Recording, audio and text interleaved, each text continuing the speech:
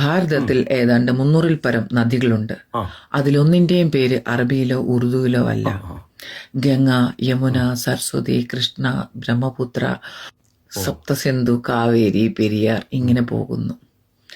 ഇതിൽ നിന്നും എന്താണ് നിങ്ങൾ മനസ്സിലാക്കുന്നത്? ഓക്കെ, ഇപ്പൊ മനസ്സിലായൊരു കാര്യം, ഈ 300 നദിയും കാവേരി, ഗംഗ അടക്കമുള്ള 300 നദിയും അവസാനം ഒഴുകി എത്തുന്നത് ഞങ്ങൾ അറബിക്കടലില്ല.